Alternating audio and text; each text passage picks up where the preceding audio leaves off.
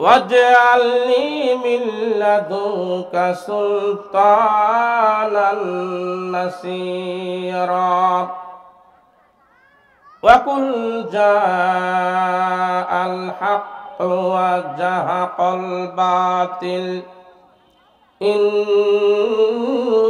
الباطل كان زهوقا وقال الله تعالى في كلامه المجيد أيضا وإذ قال ربك للملائكة إني جاعل في الأرض خليفة وعن أبي هريرة رضي الله عنه قال قال رسول الله صلى الله عليه وسلم كل عمل ابن آدم يضاعف الحسنة بعشر أمثالها إلى 700 ضعف إن الله وملائكته يصلون على النبي يا أيها الذين آمنوا صلوا عليه وسلموا تسليما اللهم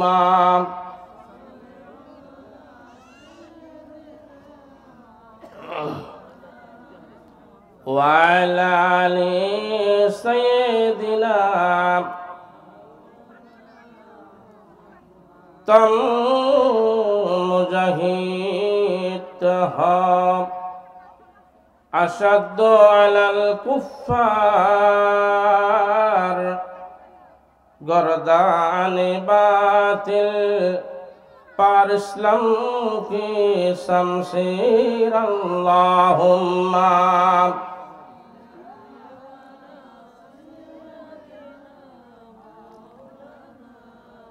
وعلى آل سيدنا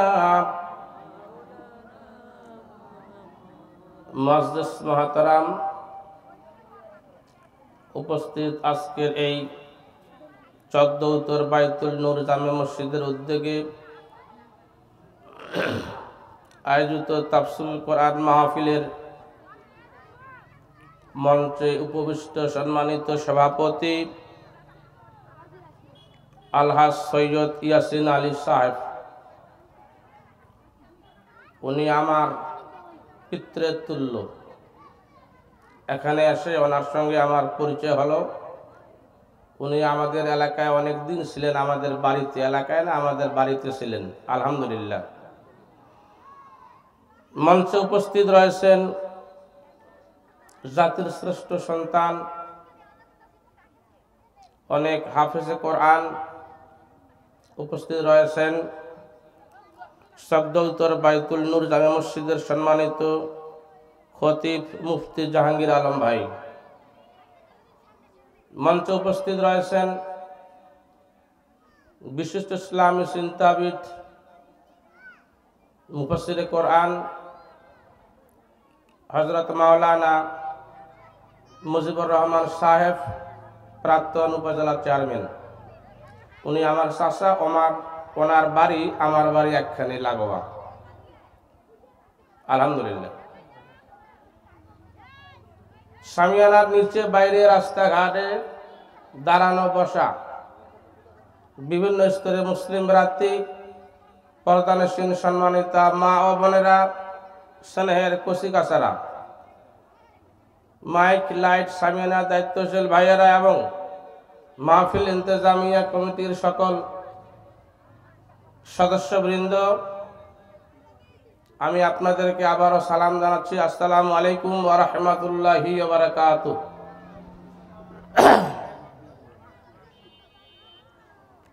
মাহফিলে আসার পরে দেখি আমার পরে আরো 2 জন বক্তা। কয়জন? সুতরাং আলোচনা সরাসরি শুরু করতে হবে। গল্প যদি শুরু করি, আমি এখানে আসার পরে যে পরিচয় পাইলাম তা তো গল্পই 1 ঘন্টা লাগে। মনে করছিলাম একটু দূরে যাচ্ছি, মনে হয় পরিচিত তেমন ব্যক্তি নেই, দেখি এখানে আপনারা সবাই আমার নিজস্ব লোক, আলহামদুলিল্লাহ। সর্বপ্রথম সে মহান আল্লাহ সুবহানাহু ওয়া তাআলার দরবারে জানাই শুকরিয়া।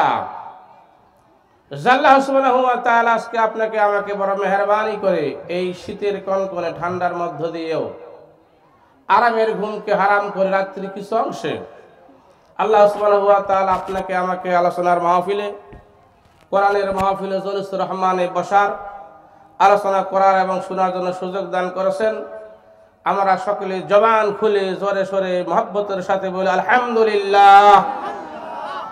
অতঃপর জানাই দরুদ ও সালাম মা আমিনা নয়ন মনি মরুর দুলাল তাজদারে মদিনা আহমদ মুস্তাফা মুহাম্মদ মুস্তাফা সাইয়্যিদুল মুরসালিন ইমামুল মুরসালিন শফিউল মুজনিবিন রাহমাতাল লিল আলামিন খাতামান নবিয়্যিন, সকলে বলে সাল্লাল্লাহু আলাইহি ওয়াসাল্লাম। জোরে বলেন সাল্লাল্লাহু আলাইহি ওয়াসাল্লাম। মুহাম্মদের নাম আসলে এই দরুদটা সবাই মহব্বতের সাথে জোরে বলবেন। আলোচনা শুরু করার আগেই কয়েকটা কথা বলে নিই। যেহেতু মাহফিলে মুসল্লির সংখ্যা কম, মনে কিছু ধরবেন না। আমার ফজরের নামাজে সালাম ফেরার পরে আধা ঘন্টা ৪৫ মিনিট প্রতিদিন বয়ান হয়। সেখানের এই আপনাদের চাইতে আরো কিছু মুসল্লি হয় আর কি।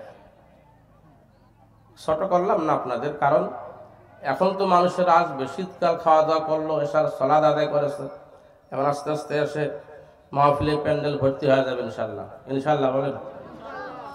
আবার মুসল্লি কম থাকলেও ভালো, মানে কারা উঠতেছে আর কারা না উঠতেছে, কোন দিকে যাচ্ছে আর না যাচ্ছে, এটা একদিক দিয়ে ভালো, ঠিক কিনা?